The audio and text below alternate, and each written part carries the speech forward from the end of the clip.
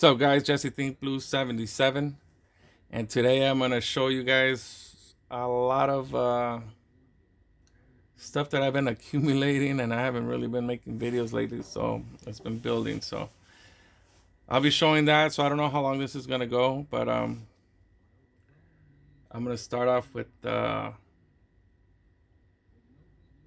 Bill Doke, I guess, and then we'll go from there. So this video is gonna have a little bit of everything. So um, we're gonna start off with Bill Doke.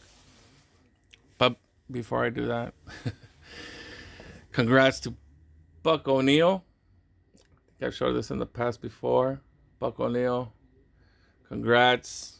Unfortunately, he got in after he had passed, but would have been nice if he would have got it when he was still alive. Anyways, Buck O'Neil, first time I ever saw him was in this series. Ken Burns, baseball.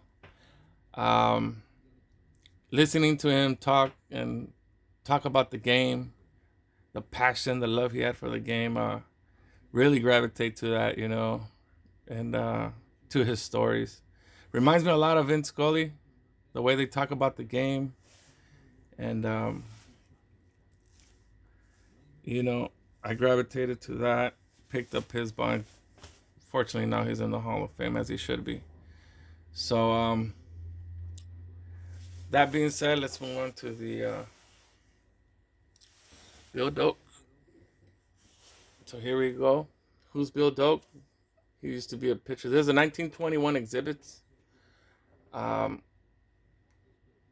He was a pitcher for the Cardinals. And reason I picked him up was, if you guys know, I like collecting vintage baseball gloves. And my favorite ones to pick up are the ones from the 20s. And only because that was the decade when the most innovative, the most innovative gloves, or that's when they were trying to just perfect the glove. So there was many different versions of different people, companies, sporting goods.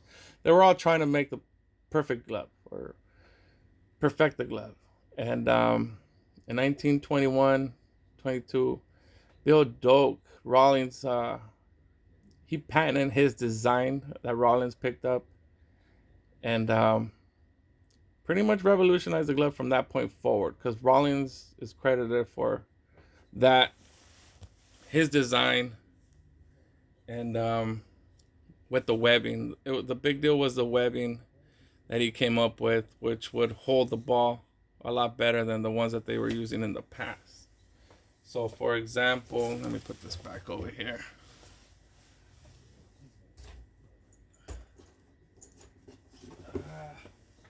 Give me a sec.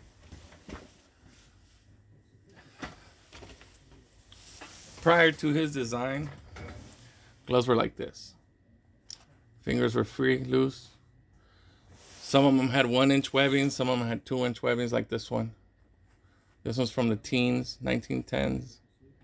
And then his came up. I don't have the example here with me, but it was something similar to this type of webbing here, where the ball would hit here and it would be easier to grab a hold of it.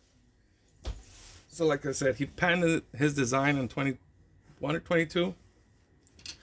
Rawlings has always took off from that point forward. And here I have a 1941 version. This is an H model version. Here, this is a lefty. Very nice condition. Bill Doke, Rawlings, Model H. Here's the label from 41. Rawlings also has a label with his name on it. I came close in getting the 1922 version twice. They really don't come up, and the same week, two of them came up, and I got a bid on both, unfortunately. But I'm pretty sure I'll come across it again. I've seen it in the past a few times, so I'll chase that one later on. But for now, I have this one, and as you can see, as I was cleaning it up, the webbing, the key piece of the glove here, busted up. It was roached up. Here here's some of it here. So I'll be looking for another one just to replace that there. I mean, this glove is in too good of a condition not to look for the missing piece, so I'll be hunting for that as well. So there's that one. Bill Doke. Next up, might as well just show all the gloves now. Kind of got back into this rabbit hole for a minute. Picked up a Stand the Man player model. Here, it's a lefty. Very good condition. 1958. Reason I know it's 58 is because 58 was Rawlings' 60th anniversary, and it was the only year they ever used a black label with the gold lettering.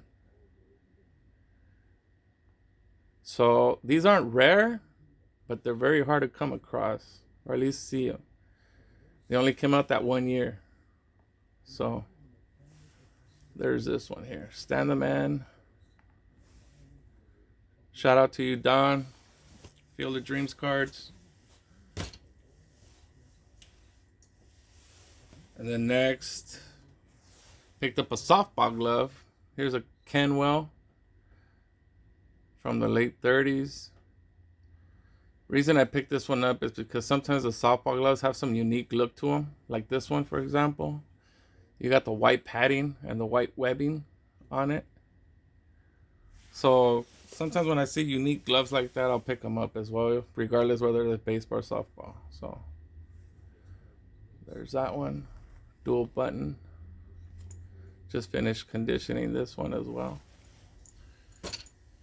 And then last but not least, picked up somewhat of another rare one. This is a tunnel web, as you can see here. It's a Winchester. So Winchester, as you know, was known for arms, rifles.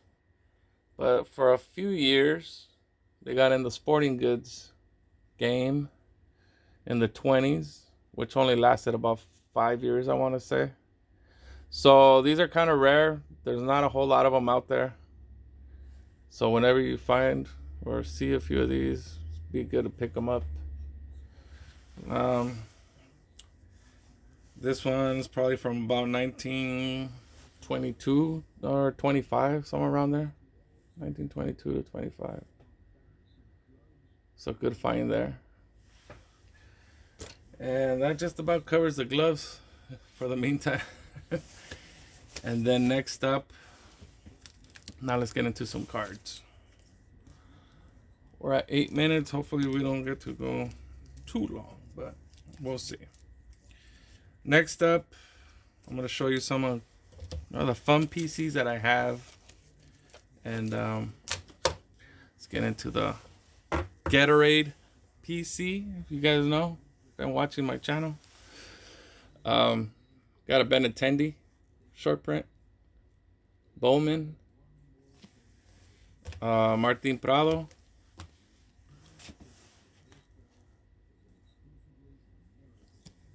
A Joey Votto super short print.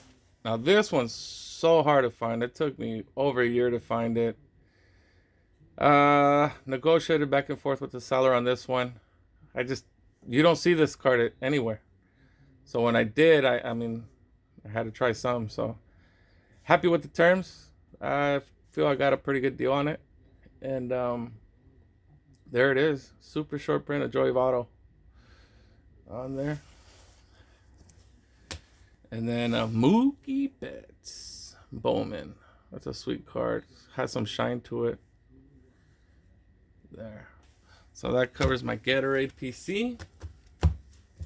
Next one, we'll do the funny cards.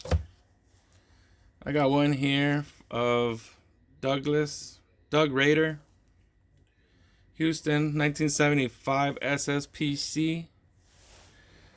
Now I came across this one watching Picker Jim. Jim just purchased this set, the complete set, and he showed a picture of this one, and the minute I saw it, I knew I had to have it. So right away I went on eBay and started looking to get this copy. So thanks, Jim, for that. I mean, that's the reason we watch videos, right? We either want to see what people are collecting, or sometimes we find cards that we gravitate to and we want a PC. So this is one of them, for one of the fun PCs I got going. And then next up, a Bill Lee, the Spaceman. Found this one. Always wanted this one here.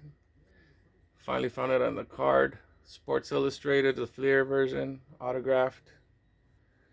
You guys don't know about Bill Lee? Look up a YouTube video and you'll see how crazy this guy was on the mound. Pretty cool card to have added to the PC as well. So there's that one. Next up, we'll do the Bubblegum PC. And we got a Trey Turner. New additions to it. We got a Adrianza. Blowing his bubble there. This is a minor league card. Casey Candale. Candale.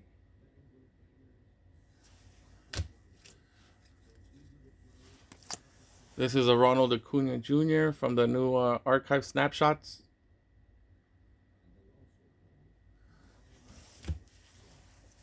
And my first Japanese card. So what happened with this one, I was looking for a Sadaharu O. And I kind of know already which ones I want. It's from the 70s, I think from like 75. I couldn't find it, but I did come across this one. Now, how cool is that one? This is from 1987. It's a 1987 Calbee. For some reason, I thought these were actually bigger cards, actually like standard cards, and these are more than like, these are almost the size of like a 1950 Bowman card. Like they're small little cards. So I was surprised when it came in. Super fast shipping on this one. It came from Japan, and it got here within 4 days from when I purchased it. Right now I'm waiting on a package from Texas, and it's been 2 weeks and it's still stuck in through the post service. So go figure. Next up, you guys have seen, I kind of like the junk wax box bottoms. Certain cards, not all of them, just the ones I like. And I ended up picking up this Dwight Gooden rookie, 85 Donruss box bottom. His rookie card. It's in great shape. I think it's pretty sharp. Corners are good. It was cut fairly well. And I tried looking these up, graded. And if it's a high grade, anything above even a 6, they're pretty pricey. So I settled for this raw version. We'll see if later on I can come across one slab, but I'm cool with that one for now. And then I also picked up this one recently. 86 O-Pee-Chee of Reggie Jackson. I like this image. Same thing with these. Anything that's a box bottom or hand cut. The higher grade you go, the more expensive they're going to get, just because they're that rare. They're not common. To get them in good shape is really hard. Plus, you got to have them cut very well. See how this one, the edges there have a little bit extra there, the black. So, I've showed the Pete Rose in the past. Now I got the Reggie. So, some of the guys I like to PC. Next up, what else I got here? Oh, got a Christy Brinkley from the 96 Pinnacle. She has a small little set in the 96 Pinnacle. She took photographs of some players. I think it's like a 12 or 16 card set. I have a few of them. Chipper Jones being the main one I have. And just thought it was a cool card. It's not numbered, but it's part of that set, so that'd be cool to add. And then got this sweet Topps Chrome of Albert Pujols. It's a pink sparkle. I don't know the name of this one, but I just thought it was really cool. So there's that one. Future Hall of Famer. Hopefully he gets picked up next year or plays next year, so I can see his stats, climb. Hopefully he gets to that 700 club. And then I picked up a Belly short print variation, photo variation, when he made that sweet catch and then did his Superman slide on the grass on the outfield. So I thought this was a cool addition for my Dodger PC. Next, got another recent Hall of Famer here, Jim Cott. Picked this up a few months ago. Wow. Like this card normally, like I've said before, I don't like cards, autographs on card. Kind of old school like that, where I just don't really care for the cards like that unless they're designed for that, like the archives or something like that. Then I'm all for those. But this one, for some reason, I mean, it just doesn't look bad. It looks pretty good actually. Doesn't take away from the image. It's a nice auto. The card is sharp, fairly centered. So I thought it'd be pretty cool to pick it up, just the way it is. And glad I did, because now these are going. The price on these are pretty high now. So there's that. So Jim Cott, congrats to making it to the hall. We'll leave that one there. Also working on a few of the Rookie Cup. These are 4s. Nothing crazy with these. I just want a nice sharp example, and these are it. Nice corners, edges. The Rod Carew is pretty good, as you can see. And then the Seaver, it's a little off left to right, but I like it. Get a good example and get a little extra for some other cards, right? So there's that. And then also picked up a few from this book. A lot of you know about it, either are working on the set. I'm not working on the set, but I am trying to get a few of the cards in here that I like, that I find unique. And I picked up this Herb Washington. This is a Topps Mini, 75 Topps Mini of Herb Washington. The deal with this one is the first and only time that you'll ever see a card with this position being a pinch runner. Only card ever made with that position as a pinch runner on it. The deal with this one was a former, let me see, let's look it up. Former A's owner, Charles Finley. Here, he wanted, he tried to like work the system. He wanted him just to steal bases. He thought he would get, an advantage by having this guy. He was a world-class college runner. So he figured he'd just have him in his position just to steal bases and see if that would work. Unfortunately, it didn't. So I believe this is the only year that he ever played as well. So there's that one. And then this one, after a while, having it on my watch, finally grabbed it. 98 Mark McGuire. What is this? Pinnacle? I think it's Pinnacle. In the Cage. All this time looking for it, and I can't even remember the name. So let's see.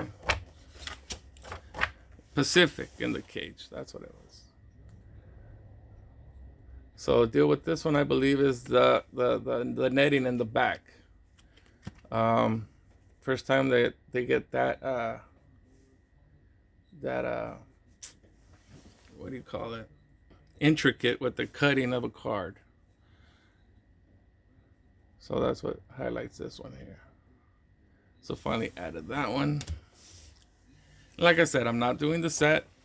I'm not in any registry or anything, but I do like cards that are unique. So we're at 20 minutes now. If you're stuck around, thank you. And we're almost done. I got 4 more cards to go. And then we're off. Next up, I picked up a 1916 M101-5 of Gus Getz. Brooklyn, Robin. Gus Getz, third base. I just like this card. He was an okay player. Nothing crazy. I just like this image.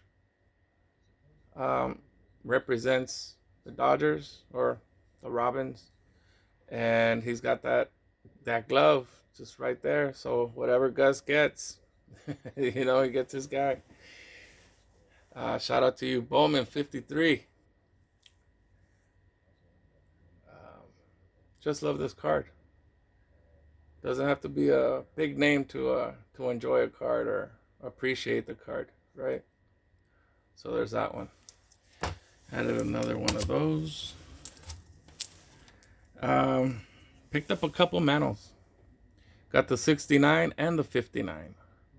These were a bit of a impulse buy, but glad I got them. I felt I got a decent deal. I didn't get a really good deal, but I didn't get a bad deal either. So these are pretty good. Low grade. These are 2.5. But there is a few that I do want to get in maybe 4s coming up. A few more years. I got like a handful more to get. The 53 is gonna be my challenge. 53 is probably my favorite of his, and that's one I'm gonna be patient with to get. And then last but not least, I got a Hans Lobert 1909 T206. You guys know I like my authentics. Really good image. I mean, the registration is really nice on this card. Can't see it with the glare, but beautiful card. Yeah, you could tell it was trimmed a little on the top and the sides there maybe, but doesn't matter. I've seen 3s, 4s, like I said in the past. You'll find 2s, 3s, 4s that are in worse shape than this one. This one's beautiful, no creases, nothing. It's gorgeous. The color just pops on this one. The uniform with that background is just really sweet looking card. Hans Lobert is also featured in that book you see in the back there, Glory of Their Times. I've heard the audio. I've heard his interview, which is great. You guys got to look that up. And like I said, he's mentioned in this book. Nina S., shout out to you as well. She has, I don't know if she's doing the PC on the players in that book, but she started some, and she's got a great video on one of them. I've read a couple chapters on this. I still got to read the rest. But I have heard the audio version, and I have heard his interview, and it's very cool. You'll enjoy it. So those are my pickups, guys. I know this one ran a little bit long, but I've had stuff here sitting for quite some time, and I know I could have probably broken it up and done a bunch of multiple videos, but hey, we'll keep buying, right? Keep posting videos here in the future. So anyways, thank you all if you stuck around. And I do want to mention, in case I don't make another one, just Merry Christmas to you all. Happy holidays. For all you that are watching, and keep supporting, I thank you. It's fun. I mean, fortunately, I don't have the most time nowadays to be posting stuff, but I am still collecting. So you'll still see me around. Um, I just want to say thanks and happy holidays to all of you that are here and have been supportive. So, with that being said, see you in the next one. Thanks for watching, guys.